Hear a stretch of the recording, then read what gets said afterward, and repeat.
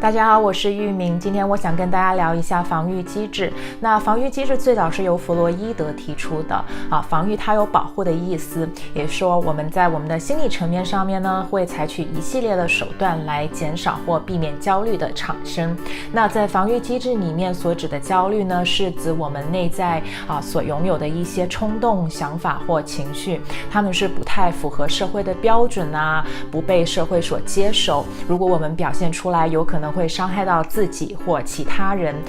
那譬如就是我们内心的一些欲望然后我们的控制欲我们的暴力倾向，或者说我们的一些负面的情绪那我们不知道该怎么处理，我们内心呢就会非常迅速的形成一系列的反应机制来保护我们所以我们的防御机制呢通常是非常迅速的它是无意识的，并且是自动的那它的种类也非常的多。那今天我想跟大家介绍9种最常见的最基本的防御机制。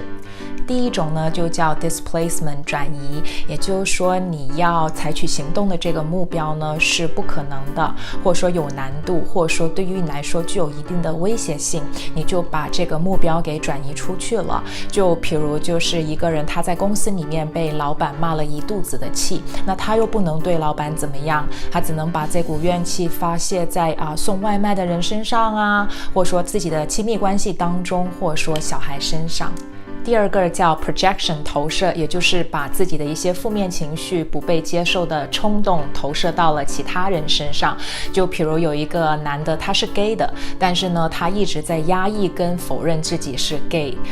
那他在某一个场合看到有2个男性聊得非常投缘，他就觉得这2个男的是 gay 的。又或者说在一个婚姻当中呢，一个妻子她对她的丈夫不忠，但是她反而会怀疑她的丈夫有外遇，也就是说把社会不能接受或者说自己不能接受的东西投放到了其他人身上。第3种呢是 denial 否认，也就是说拒绝相信你所听到的看到的是真的，或者说拒绝相信某一件事情的发生。就譬如妻子她生病去世了，但是丈夫在晚餐的时候还是继续帮妻子去准备碗跟筷子。第4个是 compensation 补偿，也就是尝试去弥补自己的缺陷或不被社会接受或认可的特性。那我们要注意的是，这个缺陷有可能是真实的，也有可能是自己想象出来的。比如一个人的成绩不好，他却非常努力地成为了一名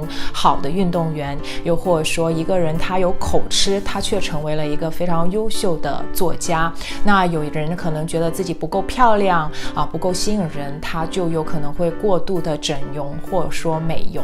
第5种呢是 sublimation 升华，也就是有意识的转移或转化不被社会接受或任何的冲动情绪或想法，把它有意识的转化为社会可以接受的有创造性的行为或活动譬如一个控制欲非常强的人最后成为了一名成功的创业者，又或者说一个有暴力倾向经常有愤怒情绪的人呢成为了一名非常优秀的拳击选手。第6种是 rationalization 合理化，就由于我们不能接受一些结果或说一些事情的发生，我们就会运用各种逻辑或理由来搪塞自己跟别人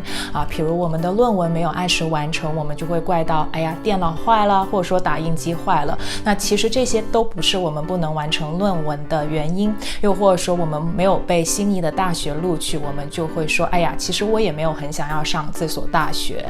第7个是 reaction formation 反应形成这个中文翻译过来有点怪，也就是一个人他会说或做某一件事情是完全跟他的内心相反的，目的是为了防止自己会说出比较冲动的话，或者说做出一些会伤害到自己或他人的行为譬如就是一个妈妈她对自己的一群孩子是有所偏爱的，但是呢她就会偏偏对自己不太喜欢的小孩呢会过度的保护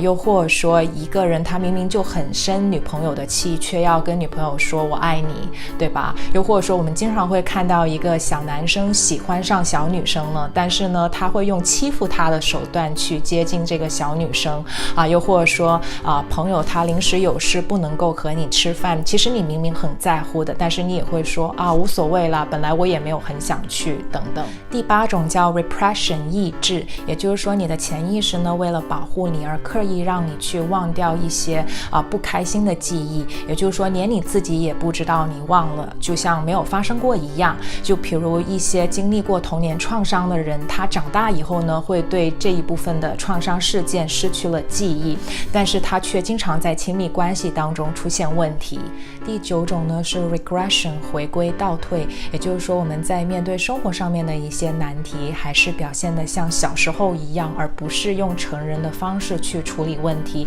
比如我们经常会说你怎么还像小孩一样啊，又或者说我们长大的时候跟父母吵架还是习惯性的摔门回房间，而不是就是选择坐下来跟父母去聊去解决问题。其实我之前提到的这些防御机制有一些大家都耳熟能详了就比如我们会经常听到他还处在一个否定的阶段，给他一些时间去消化吧，又或者说他怎么老像小孩似的